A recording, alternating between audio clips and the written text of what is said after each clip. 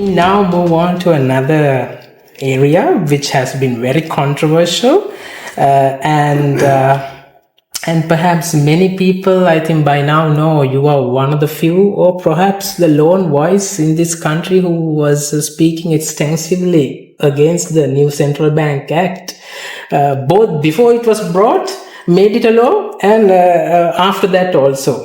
So you have argued that the new Central Bank Act has put upward pressure on the interest rates. Can we understand why you believe this is to be the case?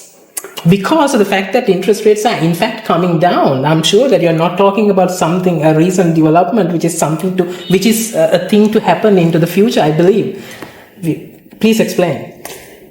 Well, the basic point of the Central Bank Act, which I'm against, and which I think is very damaging, is the prohibition of the central bank from buying government debt, either in the primary or the secondary market, except in emergency situations.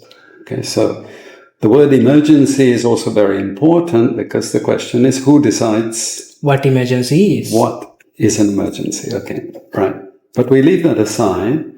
Now, this means to say that if the government has a budget deficit, and it nearly always has a budget deficit, it's impossible for a developing country to eliminate the budget deficit. It has to go to the capital markets. Sri Lanka's capital markets are very narrow.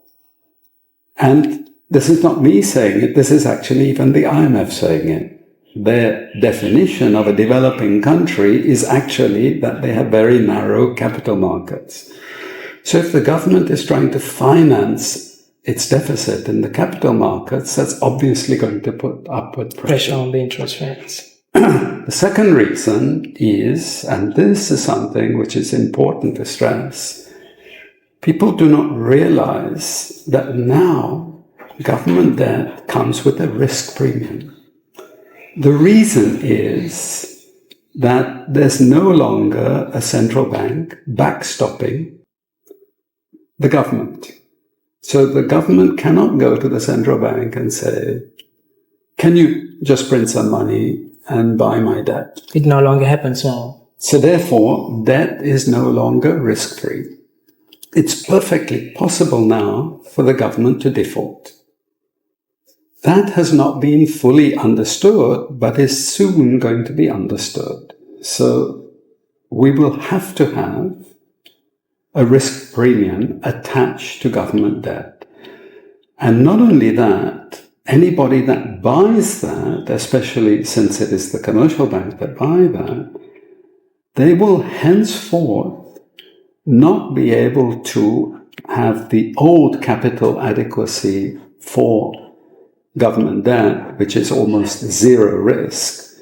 They will now have to attach a risk premium to that government debt. They haven't done that yet. Yes. And the central bank hasn't even instructed the commercial banks to attach a risk premium.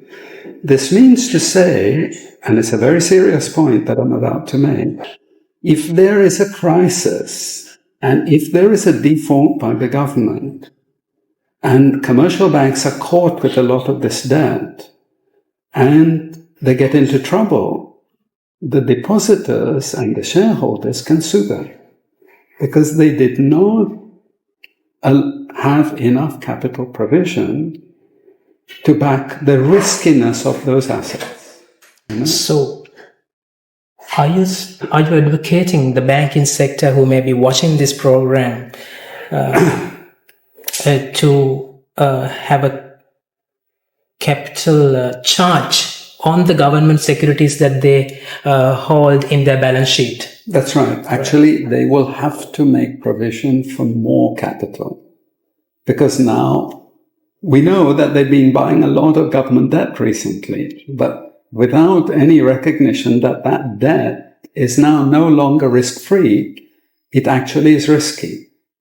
And we can go further that as the government is the backstop for the whole economy, whenever there's a global crisis, we know that the government's budget will come deficit, and rescue. Yeah, it has to. That's its job. As we saw back in the pandemic, where Exactly. the government and the central banks came in and sloshed the market with the liquidity required to support those economies and the people. Exactly. And we've done studies on this.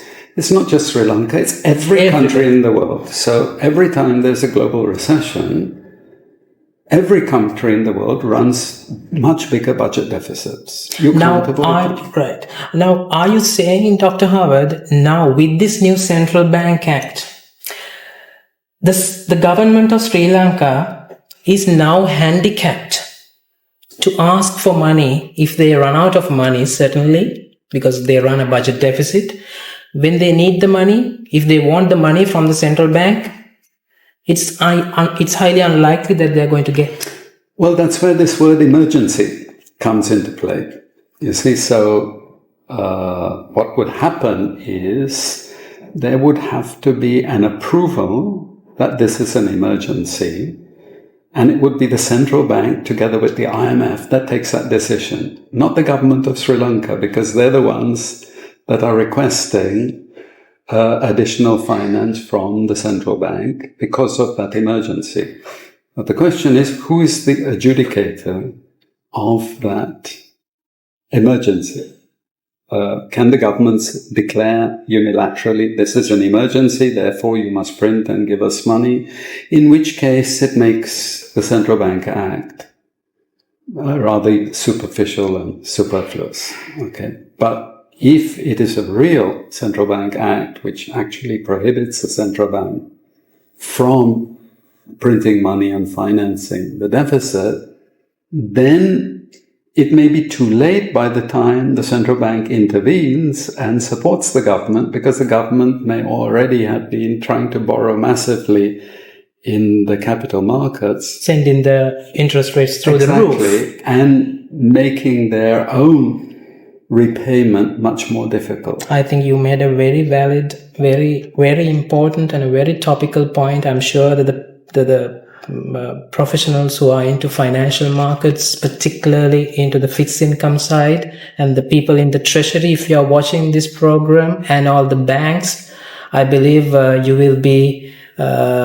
you should be concerned about what might come at a future date, because unlike a year or so ago, there are limits to which the central bank could support the government in the case of an emergency. Right. Very interesting. You have